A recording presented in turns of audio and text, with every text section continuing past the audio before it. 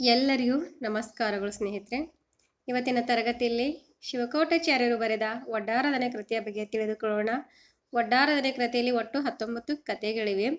ಈ 19 ಕಥೆಗಳಲ್ಲಿ ಅತಿ ದೊಡ್ಡ ಕಥೆ ಯಾವುದು, ಅತಿ ಚಿಕ್ಕ ಕಥೆ ಯಾವುದು ಮೊದಲು ತಿಳ್ಕೊಳ್ಳೋಣ.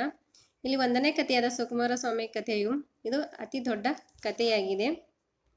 2ನೇ ಅತಿ ದೊಡ್ಡ ಕಥೆ ಯಾವುದು ಅಂತ ನೋಡೋದಾದ್ರೆ ಇಲ್ಲಿ 2ನೇ ಅತಿ ದೊಡ್ಡ ಕಥೆಯು ಗುರುದತ್ತ ಭಟ್ಟಾರರ ಕಥೆಯಾಗಿದೆ. ಇದು 2ನೇ ಅತಿ ದೊಡ್ಡ ಕಥೆಯಾಗಿದೆ. 3ನೇ ಅತಿ ದೊಡ್ಡ ಕಥೆ ಯಾವುದು ಅಂತಂದ್ರೆ ಇಲ್ಲಿ ಭದ್ರಬಾಹು ಭಟ್ಟಾರರ ಕಥೆಯಾಗಿದೆ.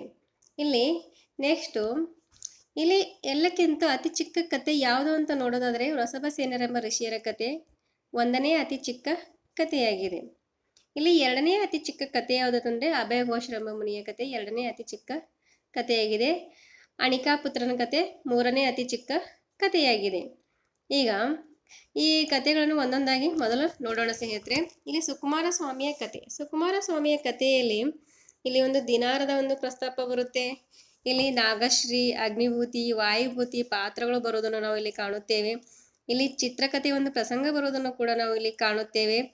ಇಲ್ಲಿ ಹೆಣ್ಣು ನರಿಯ ಒಂದು ಪ್ರಸಂಗ ಬರುವುದನ್ನು ಕೂಡ ನಾವು ಇಲ್ಲಿ ಕಾಣುತ್ತೇವೆ. ನೆಕ್ಸ್ಟ್ 2ನೇ ಕಥೆ ಸುಕೋಷಳ ಸ್ವಾಮಿಯ ಕಥೆ. ಸುಕೋಷಳ ಸ್ವಾಮಿಯ ಕಥೆಯಲ್ಲಿ ಇಲ್ಲಿ ಪದ್ಮಾವತಿ ಎಂಬ ಒಂದು ಹೆಣ್ಣಾನೆಯ ಒಂದು ಪ್ರಸಂಗ ಬರುವುದನ್ನು ಕಾಣುತ್ತೇವೆ. ಜೊತೆಗೆ ಇಲ್ಲಿ ಒಂದು ಬೆಟ್ಟ ಬರುತ್ತೆ, ಮೊಗ್ಗಳ ಎಂಬ ಬೆಟ್ಟ ಬರುವುದನ್ನು ನಾವು ಇಲ್ಲಿ ಕಾಣುತ್ತೇವೆ. ಒಂದು ಹೆಣ್ಣು ಹುಲಿಯ ಪ್ರಸಂಗ ಬರುವುದನ್ನು ಕೂಡ ನಾವು ಸುಕೋಷಳ ಸ್ವಾಮಿಯ ಕಥೆಯಲ್ಲಿ ಕಾಣುತ್ತೇವೆ. ನೆಕ್ಸ್ಟ್ 3ನೇ ಕಥೆ ಗಜಕುಮಾರನ ಕಥೆ. ಗಜಕುಮಾರನ ಕಥೆಯಲ್ಲಿ ಇಲ್ಲಿ ಬರುವ ಪಾತ್ರಗಳು ಅಕ್ಕಸಾಲಿಗ, ವಸುಂಧರಿ, ಪಂಗುಳಕ. ಇಲ್ಲಿ ಈ ಪಾತ್ರಗಳು ಬರುತ್ತೆ. ಜೊತೆಗೆ ಇಲ್ಲಿ ಮೊಳೆಯ ಒಂದು ಪ್ರಸಂಗ ಬರುವುದನ್ನು ನಾವು ಕೂಡ ಇಲ್ಲಿ ಕಾಣುತ್ತೇವೆ. ಇಲ್ಲಿ ಕಾದ ಕಬ್ಬಿಣದ ಉದ್ದವಾದ ಮತ್ತು ದಪ್ಪವಾದ ಮೊಳೆಗಳಿಂದ ಶರೀರವೆಲ್ಲವೂ ಸ್ವಲ್ಪವೂ ಬಿಡದೆ ಭೇದಿಸಿ ನೆಲವನ್ನು ತಾಗುವ ರೀತಿ ಮೊಳೆ ಹೊಡೆಯುವ ಪ್ರಸಂಗವನ್ನು ಇಲ್ಲಿ ನಾವು ಕಾಣುತ್ತೇವೆ. ಗಜಕುಮಾರನಿಗೆ ಒಂದು ಮೊಳೆ ಹೊಡೆಯುವ ಒಂದು ಪ್ರಸಂಗವನ್ನು ನಾವು ಇಲ್ಲಿ ಕಾಣುತ್ತೇವೆ. ಪಂಗುಳಕನು ಗಜಕುಮಾರನಿಗೆ ಒಂದು ಕಾದ ಕಬ್ಬಿಣದ ಉದ್ದವಾದ ಮತ್ತು ದಪ್ಪವಾದ ಮೊಳೆಗಳಿಂದ ಶರೀರವೆಲ್ಲವನ್ನು ಬಿಡದೆ ಭೇದಿಸಿ ನೆಲವನ್ನು ತಾಗುವ ರೀತಿಯಲ್ಲಿ ಮೊಳೆ ಹೊಡೆಯುವ ಪ್ರಸಂಗವನ್ನು ನಾವು ಇಲ್ಲಿ ಕಾಣುತ್ತೇವೆ. ನೆಕ್ಸ್ಟ್ 4ನೇ ಕಥೆ ಸನತ್ ಕುಮಾರ ಚಕ್ರವರ್ತಿಯ ಕಥೆ. ಸನತ್ ಕುಮಾರ ಚಕ್ರವರ್ತಿ ಕಥೆಯಲ್ಲಿ ಇಲ್ಲಿ ರೋಗಗಳ ಒಂದು ಪ್ರಸಂಗ ಬರುತ್ತೆ. ಇಲ್ಲಿ ಚರ್ಮ ರೋಗ, ನೆರೆ, ಕೆಮ್ಮು, ಬಾಯಾರಿಕೆ, ಬೇದಿ, ಕಣ್ಣು ನೋವು, ಹೊಟ್ಟೆ ನೋವು ಮುಂತಾದ ಒಂದು ರೋಗಗಳ ಪ್ರಸಂಗ ಬರುವುದನ್ನು ನಾವಿಲ್ಲಿ ಕಾಣುತ್ತೇವೆ. ನೆಕ್ಸ್ಟ್ 5ನೇ ಕಥೆ ಅಣಿಕಾಪುತ್ರನ ಕಥೆ. ಈ ಅಣಿಕಾಪುತ್ರನ ಕಥೆಯಲ್ಲಿ ದೋಣಿಯ ಒಂದು ಪ್ರಸಂಗ ಬರುತ್ತೆ, ಗಂಗಾ ನದಿಯ ಒಂದು ಪ್ರಸಂಗ ಬರುತ್ತೆ. ಇಲ್ಲಿ ಈ ಕಥೆಯಲ್ಲಿ ಅಣಿಕಾಪುತ್ರನು ಗಂಗಾ ನದಿಗೆ ಹೋದಾಗ ಅಲ್ಲಿ ದೋಣಿಯಲ್ಲಿ ಕುಳಿತು ನದಿ ದಾಟಬೇಕಾದ್ರೆ ಅಲ್ಲಿ ದೋಣಿ ಮುಳುಗುವ ಒಂದು ಪ್ರಸಂಗ ಬರುವುದನ್ನು ಈ ಕಥೆಯಲ್ಲಿ ನಾವು ಕಾಣುತ್ತೇವೆ. ನೆಕ್ಸ್ಟ್ ಇಲ್ಲಿ 6ನೇ ಕಥೆ ಭದ್ರಬಾಹು ಭಟ್ಟಾರರ ಕಥೆ. ಈ ಭದ್ರಬಾಹು ಭಟ್ಟಾರರ ಕಥೆಯಲ್ಲಿ ಇಲ್ಲಿ ಅರೆ ಉಣಿಸಿನ ಒಂದು ಪ್ರಸಂಗ ಬರುವುದನ್ನು ನಾವಿಲ್ಲಿ ಕಾಣುತ್ತೇವೆ. ಜೊತೆಗೆ 32 ತುತ್ತುಗಳ ಒಂದು ಪ್ರಸಂಗ ಬರುವುದನ್ನು ಕೂಡ ನಾವಿಲ್ಲಿ ಕಾಣುತ್ತೇವೆ. ನೆಕ್ಸ್ಟ್ 7ನೇ ಕಥೆ ಲಲಿತಾ ಘಟ್ಟೆಯ ಕಥೆ. ಈ ಲಲಿತಾ ಘಟ್ಟೆಯ ಕಥೆಯಲ್ಲಿ ಹೊಳೆಯ ಒಂದು ಪ್ರಸಂಗ ಬರುತ್ತೆ. ಇಲ್ಲಿ ಲಲಿತಾ ಘಟ್ಟೆಯು ಹೊಳೆಯ ಪ್ರವಾಹದಿಂದ ಮುಳುಗುವ ಒಂದು ಪ್ರಸಂಗ ಬರುವುದನ್ನು ನಾವಿಲ್ಲಿ ಕಾಣುತ್ತೇವೆ. ಜೊತೆಗೆ ಇಲ್ಲಿ ಧರ್ಮಘೋಷರೆಂಬ ಭಟ್ಟಾರರ ಕಥೆ 8ನೇ ಕಥೆಯಾಗಿದ್ದು, ಈ ಧರ್ಮಘೋಷರೆಂಬ ಭಟ್ಟಾರರ ಕಥೆಯಲ್ಲಿ ಗಂಗಾ ಮಹಾನದಿಯ ಒಂದು ಪ್ರಸಂಗ ಇಲ್ಲಿನೂ ಕೂಡ ಬರುತ್ತೆ. ಇಲ್ಲಿ ಬಾಯಾರಿಕೆಯ ಒಂದು ಪ್ರಸಂಗ ಬರುವುದನ್ನು ಕೂಡ ನಾವಿಲ್ಲಿ 8ನೇ ಕಥೆಯಲ್ಲಿ ನಾವು ಕಾಣುತ್ತೇವೆ.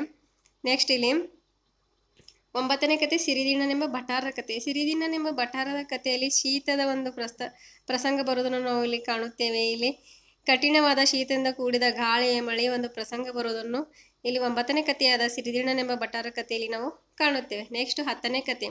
10ನೇ ಕಥೆಯಲ್ಲಿ ವೃಷಭಸೇನ ಭಟ್ಟಾರ ಕಥೆಯಾಗಿದ್ದು, ಈ ವೃಷಭಸೇನ ಭಟ್ಟಾರ ಕಥೆಯಲ್ಲಿ ಯೋಗ ಪೀಠದ ಒಂದು ಪ್ರಸಂಗ ಬರುವುದನ್ನು ಕಾಣುತ್ತೇವೆ. ಬಿಸಿಯಾದ ಯೋಗ ಶಿಲಾಪೀಠದ ಒಂದು ಪ್ರಸಂಗ ಬರುವುದನ್ನು ಕಾಣುತ್ತೇವೆ. ಇಲ್ಲಿ ವೃಷಭಸೇನ ಭಟ್ಟಾರರು ಅವರು ಬಿಸಿಯಾದ ಯೋಗಶೀಲ ಪೀಠದ ಮೇಲೆ ಕುಳಿತು ದೇಹ ತ್ಯಾಗ ಮಾಡುವ ಒಂದು ಪ್ರಸಂಗ ಬರುವುದನ್ನು ನಾವಿಲ್ಲಿ ಈ 10ನೇ ಕಥೆಯಲ್ಲಿ ಕಾಣುತ್ತೇವೆ. ನೆಕ್ಸ್ಟ್ 11ನೇ ಕಥೆ ಕಾರ್ತಿಕ ಋಷಿಯ ಕಥೆ. ಈ ಕಾರ್ತಿಕ ಋಷಿಯ ಕಥೆಯಲ್ಲಿ ಒಂದು ಪಗರ್ಣದ ಒಂದು ಪ್ರಸಂಗ ಬರುತ್ತೆ. ಪಗರ್ಣದ ಒಂದು ಪ್ರಸಂಗ ಬರುವುದನ್ನು ನಾವು ನೋಡುತ್ತೇವೆ. ಇಲ್ಲಿ ಈಟಿಯ ಒಂದು ಪ್ರಸಂಗ ಬರುವುದನ್ನು ನೋಡುತ್ತೇವೆ. ಇಲ್ಲಿ ಅಗ್ನಿರಾಜನೆಂಬ ರಾಜನ ಪಾತ್ರ ಬರುತ್ತೆ. ಕ್ರೌಂಚನೆಂಬ ಇನ್ನೊಬ್ಬ ರಾಜನ ಪಾತ್ರ ಬರುವುದನ್ನು ನಾವು ಇಲ್ಲಿ ಕಾಣುತ್ತೇವೆ. ಜೊತೆಗೆ ಇಲ್ಲಿ ಕ್ರೌಂಚನೆಂಬ ರಾಜನು ಕಾರ್ತಿಕ ಋಷಿಗೆ ಈಟಿಯಿಂದ ಒಂದು ಚುಚ್ಚುವ ಪ್ರಸಂಗ ಬರುವುದನ್ನು ಕೂಡ ನಾವು ಈ ಕಾರ್ತಿಕ ಋಷಿಯಲ್ಲಿ ಕಾಣುತ್ತೇವೆ. ನೆಕ್ಸ್ಟ್ 12ನೇ ಕಥೆ ಅಭಯಘೋಷರೆಂಬ ಮುನಿಯ ಕಥೆ. ಅಭಯಘೋಷರೆಂಬ ಮುನಿಯ ಕಥೆಯು ಇಲ್ಲಿ ಇದು ಎರಡನೇ ಅತಿ ಚಿಕ್ಕ ಕಥೆಯೂ ಹೌದು. ಜೊತೆಗೆ ಇಲ್ಲಿ ಒಂದು ಆಮೆಯ ಒಂದು ಪ್ರಸಂಗ ಬರುವುದನ್ನು ಕಾಣುತ್ತೇವೆ. ಕಾಕಂದಿ ಎಂಬ ಪಟ್ಟಣ ಬರುತ್ತೆ ಇಲ್ಲಿ. ಜೊತೆಗೆ ಇಲ್ಲಿ ಚೆಂಡವೇಗನೆಂಬ ರಾಜ ಬರ್ತಾನೆ. ಇಲ್ಲಿ ಚೆಂಡವೇಗನೆಂಬ ರಾಜನಿಂದ ಕೊರೆಯಲ್ಪಡುವ ಒಂದು ಪ್ರಸಂಗ ಬರುವುದನ್ನು ಕೂಡ ನಾವಿಲ್ಲಿ ಕಾಣುತ್ತೇವೆ. ಆಮೆಯ ಜೀವವಾಗಿದ್ದ ಚೆಂಡವೇಗನು ಅರಮನೆಯ ಮೇಲುಪ್ಪರಿಗೆಯಲ್ಲಿ ಗುರಿಯಿಟ್ಟು ದೂರಕ್ಕೆ ಹೊಡೆಯುವುದಕ್ಕಾಗಿ ಚಕ್ರವನ್ನು ಪ್ರಯೋಗಿಸಿದನು. ಆ ಚಕ್ರ ಬಂದು ಅಭಯಘೋಷ ಋಷಿಯ 2 ಕೈಕಾಲುಗಳು ಕತ್ತರಿಸಿ ಹೋಗುವ ಒಂದು ಪ್ರಸಂಗವನ್ನು ನಾವಿಲ್ಲಿ ಅಭಯಘೋಷನೆಂಬ ಮುನಿಯ ಕಥೆಯಲ್ಲಿ ನಾವು ಕಾಣುತ್ತೇವೆ.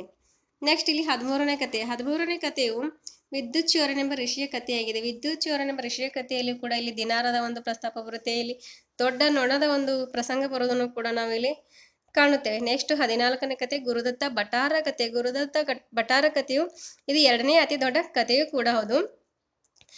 ಇಲ್ಲಿ ಹಸ್ತಿನಾಪುರದ ಒಂದು ಊರಿನ ಪ್ರಸ್ತಾಪ ಬರುತ್ತೆ. ಇಲ್ಲಿ ದೋಣಿಮಂತ ಎಂಬ ಬೆಟ್ಟದ ಒಂದು ಪ್ರಸ್ತಾಪ ಬರುತ್ತೆ. ಇಲ್ಲಿ ದೋಣಿಮಂತ ಎಂಬ ಬೆಟ್ಟದ ಸಮೀಪ ಅಲ್ಲಿ ಗುರುದತ್ತ ಭಟಾರಿಗೆ ಒಂದು ಸುಡುವ ಒಂದು ಪ್ರಸಂಗವನ್ನು ನಾವು ಈ ಕಥೆಯಲ್ಲಿ ಕಾಣುತ್ತೇವೆ. ನೆಕ್ಸ್ಟ್ ಇಲ್ಲಿ 15ನೇ ಕಥೆ ಚಿಲತಪುತ್ರನ ಕಥೆ. ಚಿಲತಪುತ್ರನ ಕಥೆಯಲ್ಲಿ ಇಲ್ಲಿ ಕಟ್ಟಿರುವೆ ಮತ್ತು ಎಳ್ಳಿನ ಉಂಡೆಯ ಒಂದು ಪ್ರಸಂಗ ಬರುವುದನ್ನು ಕೂಡ ನಾವು ಇಲ್ಲಿ ಕಾಣುತ್ತೇವೆ. ನೆಕ್ಸ್ಟ್ 16ನೇ ಕಥೆ. 16ನೇ ಕಥೆಯು ದಂಡಕನೆಂಬ ಋಷಿಯ ಕಥೆಯಾಗಿದೆ. ಈ ದಂಡಕನೆಂಬ ಋಷಿಯ ಕಥೆಯಲ್ಲಿ ಒಂದು ಉಂಡೆಯ ಪರ್ವದ ಒಂದು ಪ್ರಸಂಗ ಬರುವುದನ್ನು ನಾವಿಲ್ಲಿ ಕಾಣುತ್ತೇವೆ. ಯಮುನಾ ವಂಕನೆಂಬ ಒಂದು ಪಾತ್ರ ಬರುವುದನ್ನು ಕೂಡ ನಾವಿಲ್ಲಿ ಕಾಣುತ್ತೇವೆ. ನೆಕ್ಸ್ಟ್ ಇಲ್ಲಿ 17ನೇ ಕಥೆ. 17ನೇ ಕಥೆಯು ಮಹೇಂದ್ರ ದತ್ತಾಚಾರ್ಯರ ಮೊದಲಾದ 500 ಋಷಿಯರ್ಗಳ ಕಥೆಯಾಗಿದೆ. ಈ 17ನೇ ಕಥೆಯಲ್ಲಿ ಒಂದು ಗಾಣಗಳಿಂದ ಹಿಂಡಲ್ಪಡುವ ಋಷಿಗಳಿಗೆ 500 ಋಷಿಗಳಿಂದ ಗಾಣಗಳಿಂದ ಹಿಂಡಲ್ಪಡುವ ಒಂದು ಪ್ರಸಂಗ ಬರುವುದನ್ನು ಕೂಡ ನಾವಿಲ್ಲಿ ಕಾಣುತ್ತೇವೆ. ನೆಕ್ಸ್ಟ್ 18ನೇ ಕಥೆ ಚಾಣಕ್ಯ ಋಷಿಯ ಕಥೆಯಾಗಿದೆ. ಚಾಣಕ್ಯ ಋಷಿಯ ಕಥೆಯಲ್ಲಿ ಇಲ್ಲಿ ಆಕಳಹಟ್ಟಿಯ ಒಂದು ಪ್ರಸಂಗ ಬರುತ್ತೆ. ಬೆರಣೆಯ ಒಂದು ಪ್ರಸಂಗ ಬರುತ್ತೆ. ಬೆರಣೆಯಲ್ಲಿ ಉರಿಸಲ್ಪಡುವ ಒಂದು ಪ್ರಸಂಗ ಬರುವುದನ್ನು ಕೂಡ ನಾವಿಲ್ಲಿ ಕಾಣುತ್ತೇವೆ. ನೆಕ್ಸ್ಟ್ 19ನೇ ಕಥೆ ವೃಷಭಸೇನರೆಂಬ ಋಷಿಯರ ಕಥೆ. ವೃಷಭಸೇನರೆಂಬ ಋಷಿಯ ಕಥೆಯು ಕೂಡ 19 ಕಥೆಗಳಲ್ಲಿ ಅತಿ ಚಿಕ್ಕ ಕಥೆಯೂ ಕೂಡ ಹೌದು. ಇಲ್ಲಿ ವಿಶ್ವಮಥನ ಒಂದು ಪಾತ್ರ ಬರುತ್ತೆ. ಇಲ್ಲಿ ಕುಣಾಳ ಎಂಬ ಪಟ್ಟಣ ಬರುತ್ತೆ. ಇಲ್ಲಿ ಕುಣಾಳ ಎಂಬ ಪಟ್ಟಣದಲ್ಲಿ ವೃಷಭಸೇನಾಚಾರ್ಯರು ತಮ್ಮ ಋಷಿ ಸಮುದಾಯದ ಜೊತೆಗೆ ಅಲ್ಲಿ ಬಂದು ಬಸದಿಯಲ್ಲಿ ಉಳ್ಕೊಳ್ತಾರೆ. ಬಸದಿಯಲ್ಲಿ ಉಳ್ಕೊಂಡಾಗ ಅಲ್ಲಿ ವಿಶ್ವಮಥ ಏನು ಮಾಡ್ತಾನೆ ಅಂದರೆ ವೃಷಭಸೇನಾಚಾರ್ಯರ ಮೇಲೆ ಒಂದು ಹೊಟ್ಟೆ ಕಿಚ್ಚಿನಿಂದ ಏನು ಮಾಡ್ತಾನೆ ಬಸದಿಯನ್ನು ಸುಡುವ ಒಂದು ಪ್ರಸಂಗವನ್ನು ನಾವಿಲ್ಲಿ ಕಾಣುತ್ತೇವೆ. ಈ ಬಸದಿಯಲ್ಲಿ ಈ ವೃಷಭಸೇನ ಋಷಿಗಳು ತಮ್ಮ ದೇಹ ತ್ಯಾಗ ಮಾಡುವುದನ್ನು ಕೂಡ ನಾವಿಲ್ಲಿ 19ನೇ ಕಥೆಯಲ್ಲಿ ಕಾಣುತ್ತೇವೆ. ಇಲ್ಲಿಗೇನೆ ನನ್ನ ತರಗತಿಯನ್ನು ಮುಗಿಸುತ್ತೇನೆ ಸ್ನೇಹಿತರೆ. ಎಲ್ಲರಿಗೂ ಧನ್ಯವಾದಗಳು.